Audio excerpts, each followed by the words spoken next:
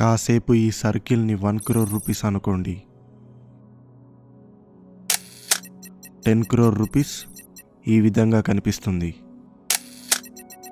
100 crore rupees ఈ విధంగా కనిపిస్తుంది. అండ్ 1 lakh crore రూపీస్ ఈ విధంగా కనిపిస్తుంది.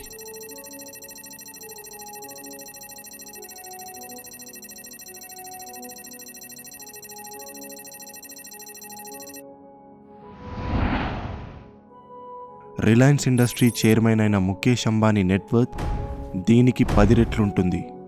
ఇంకోవైపు మీరు చేతిలో ఉద్యోగం ఉంది, దానికి తగ్గట్లే ఒక జాబ్ చేస్తున్నారు, కానీ మనసులో మాత్రం ఏదో తెలియని వెలితి. సేవింగ్స్ అనే మాటే లేదు, కానీ ఖర్చులు మాత్రం చెప్పలేననున్నాయి. వచ్చే శాలరీ సరిపోదు, తల మీద మాత్రం క్రెడిట్ కార్డ్ అప్పులు, ఈఎంఐలు. లైఫ్ అంటే ఇంతేనా అని ఒక ఫ్రస్ట్రేషన్. బాగా డబ్బున్న వ్యక్తిలాగా ఎదగాలన్న నీ కలలు కలలేనా? బయట కోటీశ్వరులను చూసినప్పుడల్లా నీకు ఆశ్చర్యం, కోపం రెండూ వస్తాయి. వాళ్ళ అదృష్టవంతులు, వాళ్ళు పుట్టుకతోనే డబ్బుతో పుట్టారు, లేదా ఏదో తప్పుడు పని చేసి పైకి వచ్చారు. నీకేమో దురదృష్టం.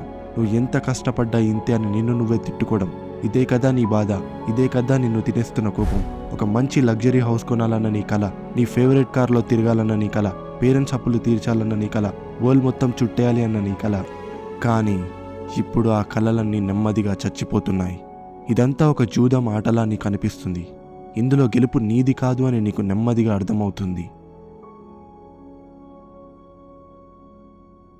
కానీ ఇప్పటిదాకా నువ్వు అనుకున్నదంతా రాంగ్ అని నేనంటే, ఈ పేదరికం నీ రాత కాదు. డబ్బు సంపాదించడానికి, వెల్త్ క్రియేట్ చేయడానికి కూడా ఒక ఈక్వేషన్ అండ్ సైన్స్ ఉందని చెప్తే నమ్ముతావా? నీ కళ్ళల్ని నువ్వు వదులుకోవాల్సిన అవసరం లేదు. నేను చెప్పేది నీకు అబద్ధంలా అనిపించవచ్చు. ఈ వీడియో చివరి వరకు చూడు. ఇప్పటి వరకు నువ్వు కాయిన్లో ఒకే సైడ్ చూసావు, మరోవైపు చూడలేదు. కానీ ఒక ముఖ్యమైన మాట, ఈ దారి చాలా టఫ్గా ఉంటుంది. ఇందులో చాలా అప్స్ అండ్ డౌన్స్ ఉంటాయి. మన స్కూల్లో, సొసైటీలో చెప్పని చేదు నిజాలు ఇందులో తెలుసుకోవాలి. చాలామంది మధ్యలో గివప్ ఇచ్చేస్తారు, కానీ చివరి దాకా నిలబడే దమ్ము నీకుంటే అక్కడ నీకోసం వేచి చూసేది కేవలం డబ్బు కాదు, స్వేచ్ఛ. మళ్ళీ డబ్బు కోసం భయపడవలసిన అవసరం లేని నిజమైన స్వేచ్ఛ. సో నాతో రావడానికి సిద్ధమేనా?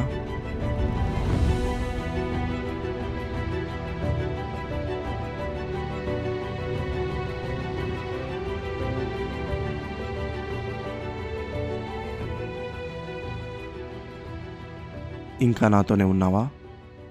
అయితే టైం వేస్ట్ చేయకుండా స్టార్ట్ చేద్దాం. అసలు డబ్బు అంటే ఏంటి మీ దృష్టిలో? డబ్బు లేదంటే తిండి దొరకదన్న భయమా? లేదా ఆపదలో ఉన్నప్పుడు మన ప్రాణాల్ని కాపాడుకోలేమన్న భయమా? సమాజంలో డబ్బు లేని వారిని చులకనగా చూస్తారన్న ఇంకో భయమా? మనం చిన్నపిల్లలుగా ఉన్నప్పుడు మన తల్లిదండ్రులు, మన స్కూల్ టీచర్స్ మనకు డబ్బు ఎలా సంపాదించాలో నేర్పించలేదు. వాళ్ళు మనకు నేర్పిందల్లా ఒక్కటే, భయపడుతూ బ్రతకడం. ఇప్పటి వరకు మీ జీవితంలో డబ్బుని చూస్తూ వస్తున్న దృష్టిని ఇకపై మార్చుకోవాల్సిన సమయం వచ్చేసింది. మన సినిమా ఇండస్ట్రీ అండ్ మీడియాకి ఒక అలవాటు ఉంది. బాగా డబ్బున్న వారిని చెడ్డవారిగా, మోసం చేసేవారిగా, వెన్నుపోటు పొడిచేవారిగా, అవినీతిలో మునిగిపోయిన వ్యక్తిలాగా చూపిస్తారు. క్వశ్చన్ ఏంటంటే, మీరు కూడా అలాగే ఆలోచిస్తున్నారా? రీసెంట్గా రిలీజ్ అయిన వెల్త్ ఎక్స్ రిపోర్ట్ నుంచి తెలిసింది ఏంటంటే, బాగా డబ్బున్న వారిలో 68% అంటే అందరూ స్వతహాగా డబ్బు సంపాదించుకున్న వారే. అంటే తాతలు, తండ్రులు సంపాదించింది కాకుండా.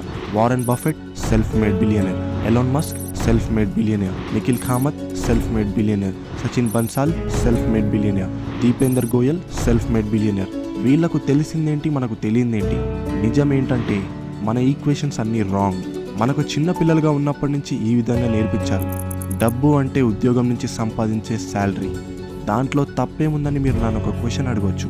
నాకు తెలిసి చాలామంది ఈ వీడియో చూడడానికి కారణం చాలా డబ్బు సంపాదించాలి, అది కూడా తక్కువ సమయంలో సంపాదించాలి. ఇదే మీ గోల్ అయితే ఈ ఈక్వేషన్ మీకు పనికిరాదు. చాలామంది డబ్బు వెనకాల పరిగెత్తుతారు, కానీ డబ్బు కన్నా ముఖ్యమైనది ఒకటి ఉంది, అదే టైం. టైం పోతే మళ్ళీ తిరిగి రాదు. ఫర్ ఎగ్జాంపుల్, ఒక వ్యక్తి తన ఉద్యోగంలో నెలకి 30,000 సంపాదిస్తే అది ₹1,00,00,000 మారడానికి 27 సంవత్సరాల 9 నెలలు పడుతుంది. అది కూడా ఎలాంటి ఎక్స్పెన్సెస్ అండ్ ట్యాక్సెస్ సపరేట్ చేయకుండానే. మర్చిపోకూడని విషయం ఏంటంటే, ఇన్ఫ్లేషన్ వల్ల ఆ ₹1,00,00,000 విలువ కూడా తగ్గిపోతుంది. రియాలిటీకి మనం ఓల్డ్ ఏజ్లో ఉన్నప్పుడు కోటీశ్వరాలుగా మారుతాం. ఆ ₹1,00,00,000 సంపాదించడానికి మనం 27 ఇయర్స్ని ఇన్వెస్ట్ చేశాం. మనకు ఒక ప్రశ్న మొదలవుతుంది, ఇంత చిన్న వయసులో కొంతమంది ఎలా కోటీశ్వరాలుగా మారుతున్నారు? నిజమేంటంటే వాళ్ళకు డబ్బు మీద ఉన్న అండర్స్టాండింగ్ మనకి ఇంకా కలగలేదు. వాళ్ళ ఈక్వేషన్స్ మన ఈక్వేషన్స్ కంటే బెటర్గా ఉన్నాయి.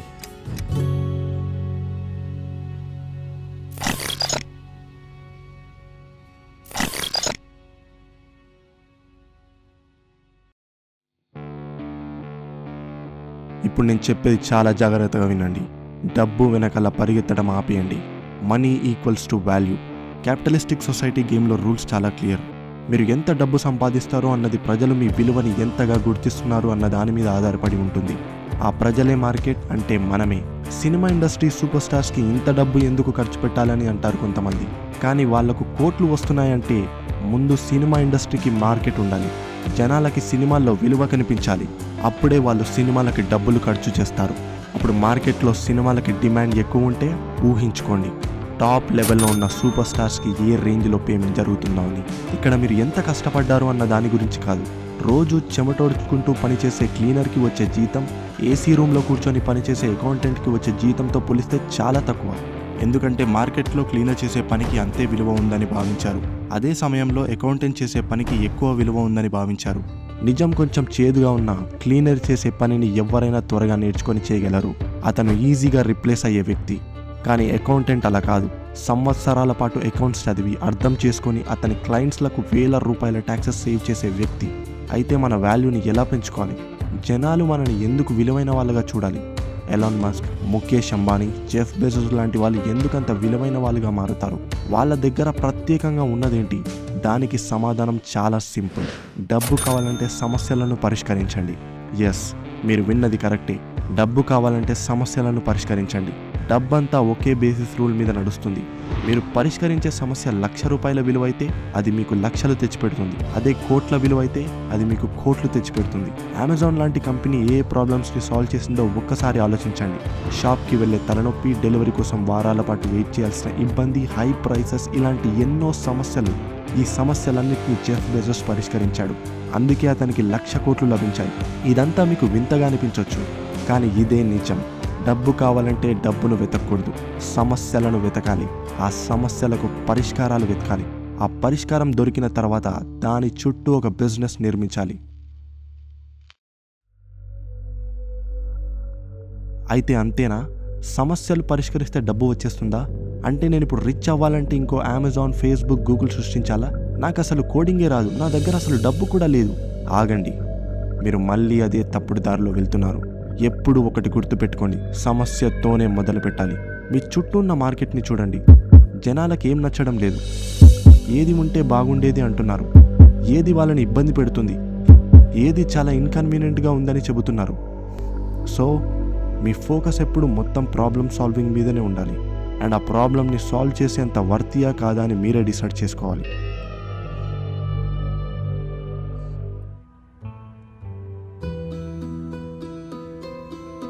డబ్బు సంపాదించే ఈక్వేషన్లో ఫైనల్ స్టెప్ ఏంటంటే స్కేలబిలిటీ. మీరు పరిష్కరించే సమస్యకు ఎక్కువ మందిపై ప్రభావం చూపాలి. ఫర్ ఎగ్జాంపుల్, మీరు ఒక రెస్టారెంట్ స్టార్ట్ చేశారనుకోండి. అది స్కేలబుల్ కాదు, ఎందుకంటే మీరు ఆ ఒక్క ఏరియాకే పరిమితం. ఆ రోడ్డుపై వెళ్ళే జనాల సంఖ్యే మీ ఆదాయం. కానీ అదే రెస్టారెంట్ని ఫ్రాంచైజ్గా మారిస్తే ఇప్పుడు అది స్కేలబుల్. మీ సొల్యూషన్ ఒక సాఫ్ట్వేర్ని డెవలప్ చేయడం అయితే ఒక్కసారి అది రెడీ అయితే చాలు, ఆన్లైన్లో దాన్ని అంతులేని స్థాయిలో స్కేల్ చేయవచ్చు. ఫ్యాక్టరీ అవసరం లేదు, ప్రొడక్షన్ ఖర్చులు ఉండవు, షిప్పింగ్ అండ్ డెలివరీ టెన్షన్స్ ఉండవు. అంతా వర్చువల్గా జరుగుతుంది. కానీ మీ సొల్యూషన్కి మనీ జనరేట్ కావాలంటే మీ టైం ఇవ్వాల్సి వస్తుందా? ఉదాహరణకి మీరు ఒక ట్యూషన్ టీచర్ అనుకోండి. ఒక గంటకి మీరు ₹300 తీసుకుంటున్నారు. కంగ్రాచులేషన్స్, బిజినెస్ అనే పేరుతో మీరు ఇంకో ఉద్యోగం చేస్తున్నారు. ఎందుకంటే రోజుకి మీరు చెప్పే క్లాసెస్ సంఖ్య లిమిటెడ్.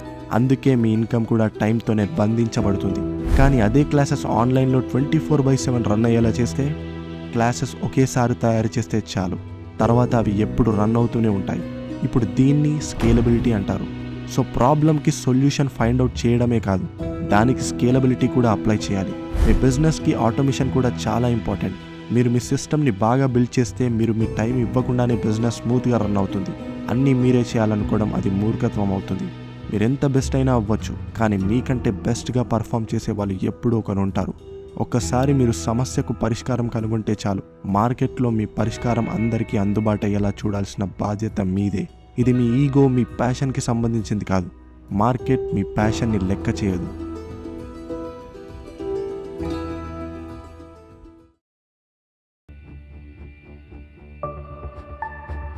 ఇప్పుడు మీ ముందు 2 దారులున్నాయి. 1, మీ బిజినెస్ని కంటిన్యూ చేయడం. 2, మీ బిజినెస్ని అమ్మేసి క్యాష్ చేసుకోవడం. దీన్నే అక్విజిషన్ అంటారు. అంటే మీరు సంవత్సరాల పాటు కష్టపడి నిర్మించిన పరిష్కారాన్ని ఎవరైనా వచ్చి కొనుక్కునే క్షణం.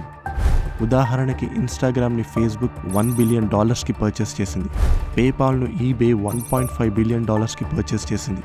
అంటే $165 మిలియన్ నేరుగా ఎలాన్ మస్క్ పాకెట్లోకి చేరింది. ఇక్కడ ఒక ముఖ్యమైన విషయం ఉంది. మీరు కంపెనీని బిల్డ్ చేయడానికి పెట్టిన ఎఫర్ట్, టైం, రిస్క్ అన్నీ ఈ ఒక్క క్షణంలో ఫలితంగా మారుతాయి.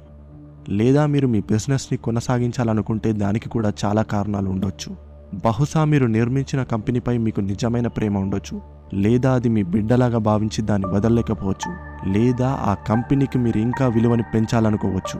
ఏదైనా సరే, మొత్తానికి మీరు సాధించారు. మార్కెట్ నిజంగా కోరుకున్న ఒక సమస్యను మీరు పరిష్కరించారు. అందుకే మార్కెట్ కూడా మీకు తగిన ప్రతిఫలం ఇచ్చింది. నా చివరి ప్రశ్న ఏంటంటే, ఇదంతా దేనికోసం?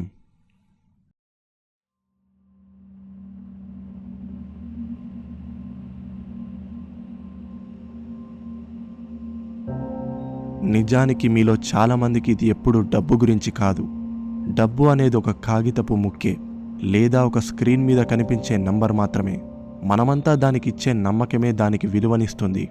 మొదట్నుంచి ఇది ఎప్పుడూ డబ్బు గురించి కాదు. లోన్స్ క్లియర్ చేసుకోవడం, మన డ్రీమ్ కార్ కొనుక్కోవడం, ప్రపంచం మొత్తం తిరగడం, డబ్బు గురించి ఫ్యూచర్లో భయం లేకుండా బ్రతకాలనుకోవడం, ఇవన్నీ డబ్బు కావాలన్నట్టు కనిపిస్తాయి. కానీ నిజానికి మీరు వెతుకుతుంది డబ్బు కాదు, మీరు వెతుకుతుంది స్వేచ్ఛ. మీ లక్ష్యం ఎప్పుడూ డబ్బు గురించి కాదు. నిజానికి అది ఒక ఫీలింగ్ మాత్రమే. మీరు మీ జీవితంలో ఎప్పుడైనా ఎక్కడైనా ఏది అనుకుంటే అది చేయగలను అన్న కాన్ఫిడెన్స్. నేను ఇది కొనగలనా? ఇంటి అద్దె ఎలా కట్టాలి? రిటైర్మెంట్ అయిన తర్వాత బ్రతకగలనా? డబ్బు లేకుండా ఏ కలను వదులుకోవాల్సి వస్తుంది? ఈ ప్రశ్నల నుంచి విముక్తి పొందడమే మీ నిజమైన లక్ష్యం. ఈ వీడియో ద్వారా మీరు తెలుసుకోవాల్సిన most important lesson nature of money గురించి కాదు, మనందరి దగ్గర ఉన్న ఒక విలువైన రిసోర్స్ గురించి. అది పోతే మళ్ళీ తిరిగి రానిది, టైం. మీ జీవితంలో అతి ముఖ్యమైన టైంని మీకు నచ్చని ఉద్యోగంలో గడుపుతున్నారు. పని చేయడం, ఇంటికి రావడం, స్క్రోల్ చేయడం, పడుకోవడం, పొద్దున లేచి మళ్ళీ ఉద్యోగానికి వెళ్ళడం, అండ్ అదే సేమ్ సైకిల్ని మీరు రిటైర్మెంట్ వరకు రిపీట్ చేయడం. లేదా మీరు మీ జీవితంలో రిస్కే తీసుకోకూడదు అని ముందుగానే డిసైడ్ అయ్యి ఉండొచ్చు. అలా అయితే మీకు ఈ వీడియో ద్వారా వచ్చింది కొంత ఎంటర్టైన్మెంట్ మాత్రమే. కానీ ఈ కథని ఇంకోవైపు కూడా అర్థం చేసుకునే వాళ్ళు ఉంటారు. ఎప్పుడూ డబ్బు గురించి భయపడకుండా బ్రతకాలన్న లక్ష్యం ఉన్న వాళ్ళ గురించి. అందుకే మళ్ళీ ఒకసారి గుర్తు చేస్తున్నాను, డబ్బు వెనకాల పరిగెత్తడం ఆపేయండి.